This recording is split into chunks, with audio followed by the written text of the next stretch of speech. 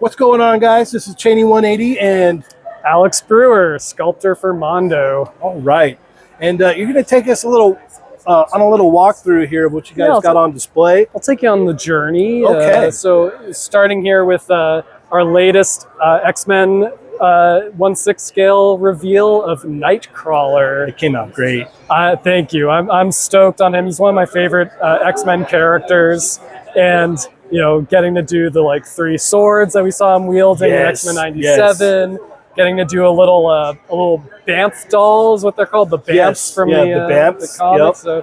So super stoked at that. And then seeing him like back to back with Wolverine, you know, it's like they're two of the shorter X-Men characters, and it's fun to see the scale and effect here. So yeah, no, it's you guys always kill it on the sculpts and the paint applications. The likenesses are always like spot on. Thank you. Yeah, and he you know, the tricky thing with Nightcrawler is like his face is in shadow in his hair, so like getting like that silhouette to read from like the right angles, in the 3D, in the 3D, But I'm happy with what we were able to do with it. And he's got the bendy wire tail. He'll have 2 swappable tails, one regular wire and one that can hold the sword. Okay. So it poses really well. You can get in all kinds of positions. That's awesome. I know you guys like the articulation. So he's you know, and Nightcrawler's an acrobat, so like he's got to have double jointed elbows, knees. I've noticed that. I noticed you guys picked up on the double elbows and knees and stuff like that. Certainly where appropriate. You know, first was with Cyclops because he had to be able to touch his visor and all that. So, absolutely. Yeah. And the Wolverine is great too. Oh, thanks. That came out great as well. Like, and we've got our brown costume variant here, but this was our regular tiger stripe Wolverine that's we put on sale earlier this year. Yep. That was tempting. I had the older one, the one where he's laying in the bed. Yeah, I had that one, and I'm like, classic meme. I was like, do I need another one? He's short. He's appropriately short and stocky, like Wolverine should be. Comes with like 5 different heads, and the Sentinel piece. Sentinel, ripped up Sentinel great, for good measure. All right, then let's go ahead and move along here. Yeah. Do you want to talk about these guys? Yeah, let's talk about these guys. All right, so we can move over this way. So, so this is our alien, our Mantis alien soft vinyl. Is this kind of a play off of the Kenner, the old Kenner? Okay. as you can see, we've got the translucent green look, and then this amazing like crystal pink cherry blossom variant. It has this like incredible like shimmer to it, like it feels almost like it's made out of like a delicate crystal. It looks very, very like glass like, and just so crazy to see a xenomorph in that kind of color scheme. It kind of makes something. Some praying mantises do have that. That's true. That coloring, so inspired by nature itself. You know? It's a lot of fun though. It's like what the theme is here. There's like a lot of fun going on. Yes. You know. Yeah, we like to play around where we can.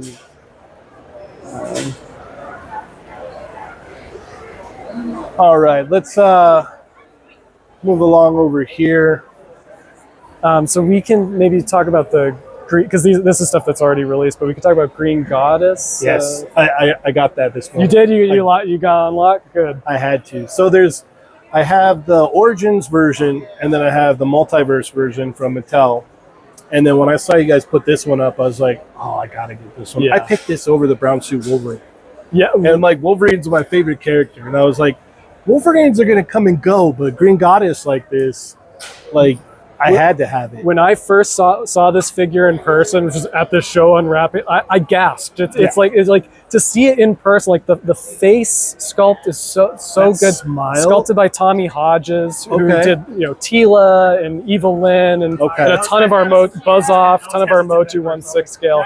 And he just crushed it on the sculpt here. Oh yeah. She's so beautiful and has this kind of like otherworldly sort of she's the goddess, right? Yeah, so it's like a supernatural element to her, and that snake effect coming off her hand is really cool. And the swap outs too. There's like a bunch of different ways to display it. Mine is exactly going to be like that. with that headdress and everything. The headdress, smiling face. It's gonna be hard because like she looks good without the headdress. Yes. Like it's gonna be with these figures. It's always hard to choose how to display them, right? But but yeah, and cloth goods, skirts, and just No, that came out killer, absolutely killer.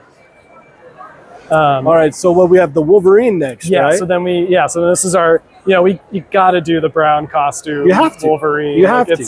So I mean, it's a lot of the Wolverine a lot of people grew up with, and and I also just like that we're also getting to play around with the classic like '80s X-Men, Claremont, from the old Dave Konami Cockrum, game, John Byrne, Pride of the X-Men. Like getting to have that represented, that kind of era is also really fun. So. Heck yeah. And then the Cyclops is available here at the booth. Yeah. So so these are we have like warehouse finds. So yeah, the exclusive Cyclops with the leather jacket, the classic Cyclops. Oh, I didn't know that you guys had the exclusive version. Yes. So we've got Orko, we've got Lion-O, we've got tomorrow we'll have Rogue. So. Oh, really? Yeah. Some good solid. I bought the Rogue and I missed the exclusive version. Oh, are you going to be here tomorrow? I am going to be here tomorrow. Might have to swing on by. Oh, man. All right, tell us about the Mondo Gecko here. So this is our Mirage variant of Mondo Gecko. Okay. We did the Mirage turtle variant, and it's just like it's classic TMNT. It's like the roots of the black and white indie comic. Mondo Gecko wasn't in the comic at that point, right. but still just like really graphic, and he's got the red eyes, like even his little like decal on his skateboard, like it just, I feel like it speaks to the indie comic nature of TMNT. Big time. So. And it's a great option for a repaint. I mean, the normal one's up there and it's killer. Thanks. But it's a great repaint for sure. And Brandon did that one, right? Yeah. Shout out to Brandon Gash, who sculpted old Mondo Gecko, and Mark Bristow painted him. And it's cool because I've noticed with like a lot of this stuff, I can tell that there's a lot of fun had in the process of making these things. Absolutely. We're all big fans of this stuff. We're all, we all geek out. Oh yeah. Brandon, his catchphrase is calling dibs on projects. Like, it's just like, we're awesome. We're like kids in a candy store getting to work on this stuff. I bet. All right, let's go ahead and move along here. All right, so we've got the Ghostbusters here shown off. They look great. Are these close to final, or are they? Yeah. So Peter is like sample. That's basically what you'll get. You can't see it because his arm is facing away from you, but he has the like no ghost patch on on there. Oh, okay. And so that's final product. Egon is like the step prior to that, so there's still some changes. Like we called out that like the glasses are too thick on this one. Now we have a thinner glasses coming on the final. Okay. And then our new reveal for the show, Winston Zedmore, with the Sandman and with the Charles Foster Hearst ghost from the episode Buster of the Year. That's awesome, man. And we're stoked to see the team just come together here, So the paint applications are going to be like that on the final. Yes. That's impressive. Yes. So that really because I know a lot of people had issues with the price point. Yes. Because obviously, but if you're getting this kind of quality, and I like to see that, you guys are coming up to the plate and going, we understand, and here's the paint level on this. Right. We're able to. It's a high price point, but we're putting that value into the figure itself. So we're and also just in terms of like the paint applications to all their gear, like it can be perfect, right? And there is like you may not be able to tell in the photos always, but there is this very subtle shading, kind of airbrushing to everything. So it's not completely a flat cartoon look. Like there's a little bit of a. It's closer to like the sort of premium quality of our 1/6 scale figures. Yes. Just at a small. In person, it really pops out into like the human eye. It really pops out. All right. Let's talk about this stuff over here, because this is exciting. I'm going to tell you right now. When I walked over here this morning and I saw the He-Man. Yeah. Speaking of like, 112 premium. Yeah, I was like, oh no, here we go. So that's huge. This is our the 2000X, as it is known in the fan community, version of He-Man. But you can see it's kind of still has Mondo's spin on it. It's a little more detailed, a little more realistic in areas, and trying to really work on getting the proportions of the body to feel like really satisfying. Tamtaranya sculpted it. He sculpted, Lion-O, Mum-Ra, She-Ra, which we have on display here, which we'll talk about. But yeah, I'm very familiar with May, and our watchers are very familiar with May. This was awesome. May always brings 110% every project, but this project in particular, He-Man, he poured everything into this figure. He loves He-Man. Yeah. Like, that's right up his alley. Like, he couldn't be in a better place. Yeah. Getting to see his, digital sculpts, it is a perfect figure. Awesome to see it in 3D form here. And it's one. Did he do many faces as well? So Tommy Hodges did many faces. Okay. And this was another incredible undertaking, because many faces has multiple heads and the multiple faces per head. That's killer. And it does the spin mechanism works like butter. Like, it works really well. Wow. It's really cool to see. Like, it feels like the original toy, but getting to swap through all of his different forms. And he even has some sort of kind of surprise ones, like a Skeletor face. Nice. But of course, the classic robot and monster faces are on there as well. And yes, his body is incredibly ornate. It's got almost kind of like a little bit of a Jack Kirby Mobius vibe to I him. can see that. I can see that. Very for sure. Detailed, complex sci-fi armor on him. So would I be remiss to say that we'll probably see more of the 112 He-Man stuff at SDCC? I'd say that's a pretty good bet. Okay. All right. Awesome. And Carnage here. Yeah, so Carnage is the latest addition to the 1/6 scale Spider-Man the Animated Series line, which people are loving, by the way. Oh, that's great. Yeah, I see the the reactions. We're really excited to get to work on Spider-Man, these characters. Venom was so much fun to do, and I can't wait to see Carnage standing alongside him, because this is like a slightly buffer version of Carnage, like he was in the cartoon. You guys are going for the cartoon version, You guys nailed the look of it. It was funny. I was commenting about the Spider-Man though. It's like, I think it's something with that design, bringing it to 3D. It never really fully looks on, no matter how well it's sculpted. Like, there's a lot of challenges you don't necessarily would think of, but overall the figures they still look great. It takes me right back to being a kid and watching the cartoon all over again. And Carnage and Venom, those designs, they're just built to be cool. While sculpting it, it's like once you get everything in place, you're like, oh, that just looks awesome. What a cool character. So heck yeah. And then real quickly here, that Super Shredder oh man, that thing's so cool. Oh man, I know. Seeing it in person too, just seeing the dimensionality of all those spikes on his armor. And we were talking about it on the show not too long ago, and we're like, all of us were like, oh, I'm really tempted on that one. And the way it, the promotional pictures that we saw, the way it picks up the light on the silvers and stuff is really awesome. Yeah, you've got that sort of subtle shading in the metal that really brings out all the detail. And this figure is packed with detail.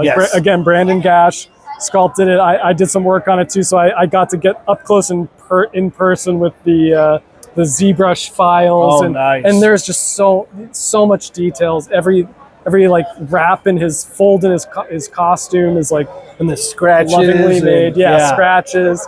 He just looks so mean and menacing. And you can see crazy eyes. And he towers over our turtles there, which is cool to see. Which our turtles feel big and chunky. Oh, they look great. So he's even more meaty. And he's got this great pleather cape on the back that looks really nice. And Yeah, I'm super happy with this character.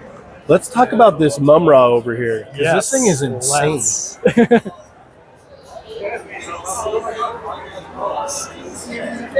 So this is so this is another May Tempterana special. Yeah, that's right down his alley. Yeah, so this is I'm blown away every time I look at this. Like it's the combination of Emiliano Santalucia and Hector's Hector Arce's art director's design on Mumra, sort of like bringing in like classic elements, bringing some new stuff. Like he's got that chest armor, but it's removable, and he has the tattoo from the show. If you want more of a classic look, he has like every head you could want. Yeah, honestly, if you're gonna own a Mumra, this is probably the one to get. Yeah.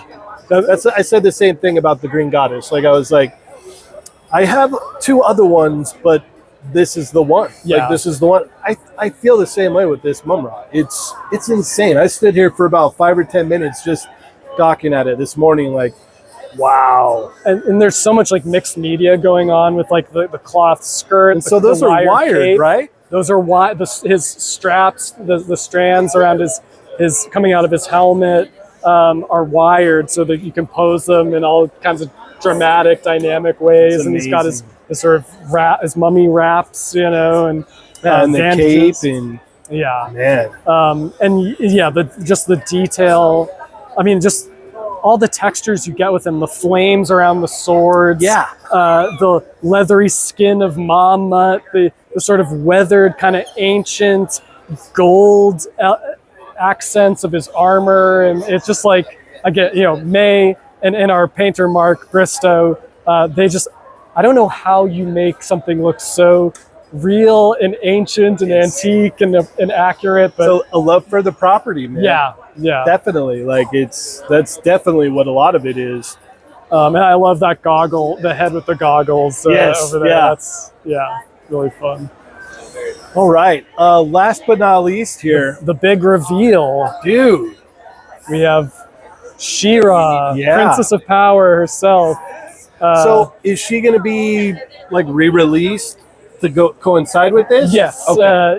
It's I think we're releasing her steed, Swiftwind. So if you missed out on our original She-Ra release, like we want to make sure you can have a She-Ra to go with Swiftwind. Okay. And Swiftwind, star of the show, the horse of the hour. Yeah.